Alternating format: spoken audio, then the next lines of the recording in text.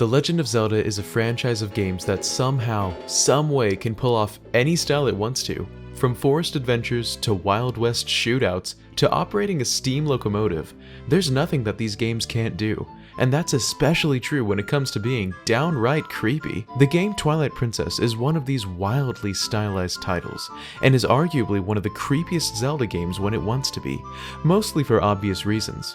It features a graphical style that leans more on the realistic side than other titles, opening the possibility for more dark, gruesome scenery and atmosphere. But one creepy scene in particular stands out, more than the undead within the Arbiter's grounds, more than the demonic possession of Snow Peak ruins, more than the childish screams of a power-hungry madman. If you've played the game, you know what I'm talking about. And if you haven't, consider yourself warned about spoilers. There's this one cutscene that plays right before Link and Midna set out to enter the third temple, the Water Temple. You see, in the game, before the three initial temples, which each reward Link and Midna with a piece of the ominous fused shadow artifact, there are light spirits that must be awoken. These light spirits often give the duo advice on their journey and are even responsible for informing Link that he is the reincarnation of the hero. Fast forward past the light spirits Faron and Eldin, and we come to Lanayru, guardian of Lanayru province, in which Lake Hylia and by extension the Water Temple itself reside. After Lanayru is awoken, the spirit proceeds to give its advice to Link, but this time, it does so by way of a vision. Now this vision is what I'll be breaking down and talking about, so because I'm going to be cutting up video quite a bit while discussing what's happening, I'm going to play it in its entirety right now so that you have it fresh in your mind. Take a look at what the light spirit Lanayru has to say to Link.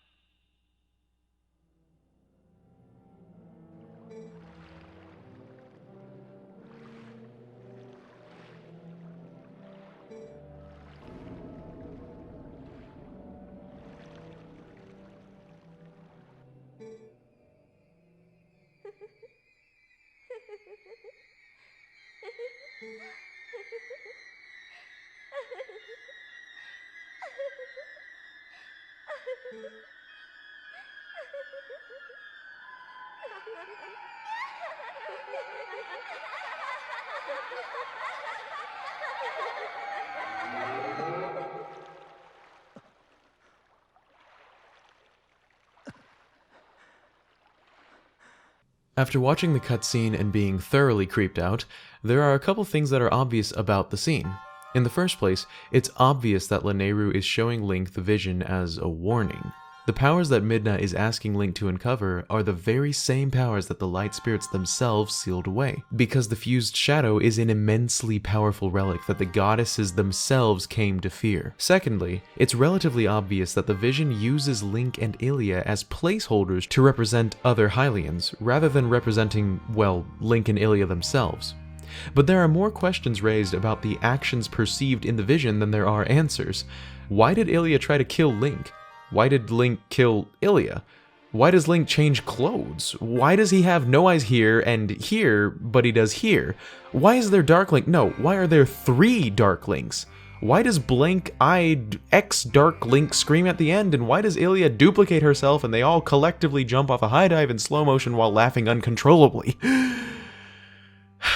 Let's jump right in, shall we? Breaking it down piece by piece. First off, we're shown Link flying amidst nothingness. He doesn't look like he's having a bad time, but rather just like he's curious.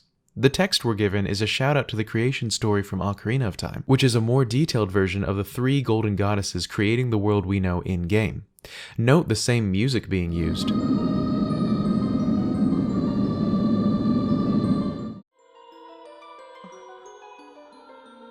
It is important to note that when it mentions on screen that, quote, all was chaos, end quote, this isn't meant to imply any sort of negative atmosphere. This simply reflects what is around Link. Nothing. Empty, black nothingness. While it is true that the word chaos does imply an insurmountable plethora of activity or motion, when speaking of creation and existence and concepts of infinity, the term could be used to describe both everything and nothing. Link watches the light show as the goddesses whiz by, creating the world in front of him, granting power equally to all who dwelt in the light. In other words, all men are created equal. Link is represented here simply as himself, being aware of the creation taking place around him. A key concept to remember for this entire vision is that Link is really Link when you see blue in his eyes. Link and Ilia are both shown watching the end of creation, as they look at each other with a non-verbal remark on the wonders they just witnessed at the hands of the goddesses. The Sacred Realm is described as the lands where the goddesses descended. In Zelda lore, the Sacred Realm is a metaphysical plane of existence parallel to our own. We then see what appears to be the goddesses colliding and creating the familiar Triforce. If we contrast this with the creation scene from Ocarina of Time, we get the additional detail that the Triforce was created at the goddesses' point of exit from our world. The next information we're given is that the creation lived in peace, until word of the Sacred Realm spread throughout Hyrule.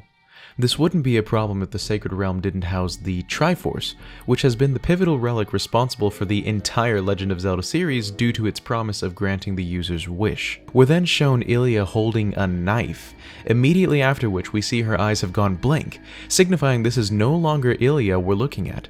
This is representative of even the most innocent of citizens in Hyrule coveting the omnipotent power of the Triforce, and turning on one another in bloodthirsty battle. The battle that the vision refers to doesn't have a confirmed timeline placement, but we can most likely assume that it references the infamous Hyrulean Civil War, which, fun fact, was the same war that was responsible for sending the Hero of Time's mother into the Lost Woods to give her son, also known as the Hero of Time, into the care of the Great Deku Tree and thus spawn the events of Ocarina of Time. Link, or rather the individuals Link represents, defeats Ilia and proceeds to run towards his goal, the Triforce. The cut to the next scene shows Link running, but now he's clothed in his heroic garb for some reason. This may seem like a small adjustment, but it's actually hugely impactful as it signifies the transition from a storytelling perspective to a very neat half-storytelling, half-warning section of the vision, and here's how that makes sense. Link is running towards the Triforce, right? Think again, he's actually running towards the fused shadow, which is actually what he's doing in-game at the time, trying to regain the pieces of the fused shadow for Midna. The fact that you can see his blue eyes and the signature green tunic and the fused shadow overlapping the Triforce signifies this.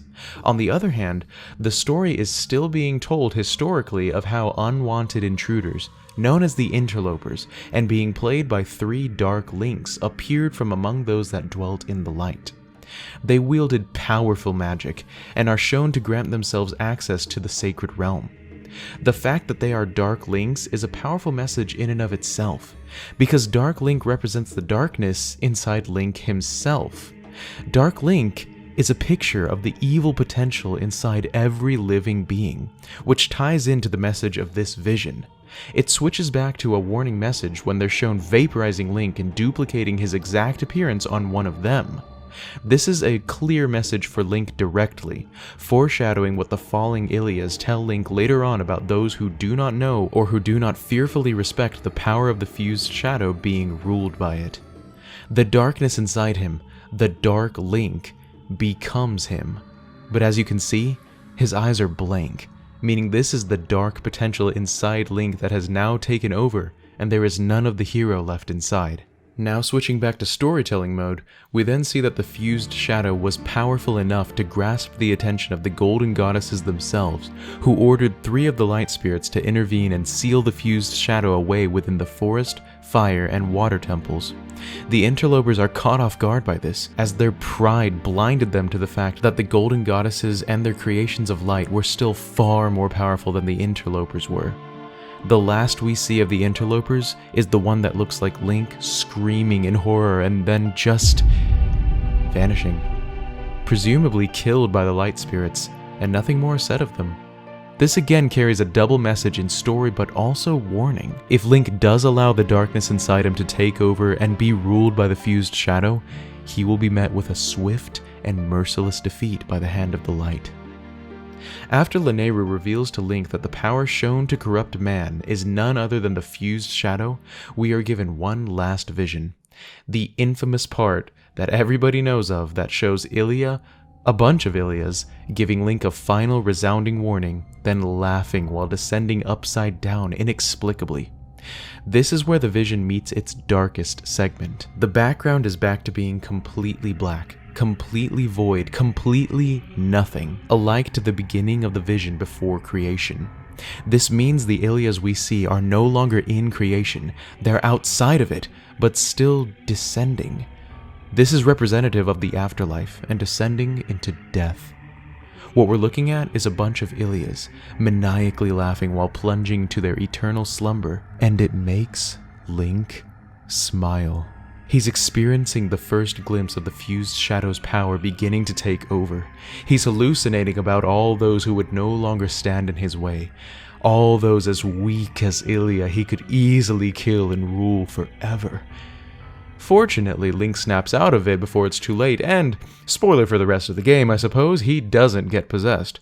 But needless to say, Lanayru pulled no punches when giving Link this vision of warning. Link could now proceed forward knowing full well the alluring pull of power the fused shadow commands and that he is not immune to its evil wiles. Though it meant well in the end, the scene still lives a skin-crawling memory for those who have played through Twilight Princess, and for those who have now watched this video. Hey, thank you so much for watching. If you enjoyed this creepy explanation video, please leave me a like as it'll help get this video spread around on YouTube, and subscribe if you haven't already for much more juicy Zelda content to come. Comment below letting me know what you thought of this breakdown and if you want to see more content like this in the future. Spooktober isn't over yet, folks, so expect even more of the creepy caliber in the next few weeks. Ooh. As always, huge thank you to all of my Patreon supporters, including the new additions Sexy Calzone and Alex Yvette. You guys are all so amazing and make my day every day. If you're interested in getting your name on this list and other benefits, check out the link to my Patreon page in the description below. Also in the description is the link to my Discord server, which grows by the day. Join us as we discuss all sorts of amazing Zelda topics and be in the know for all my latest updates on maskednintendobandit. I think that's about all I've got for you this time, so without further ado, this is MNB signing out. Have a great rest of your spooky day. Peace!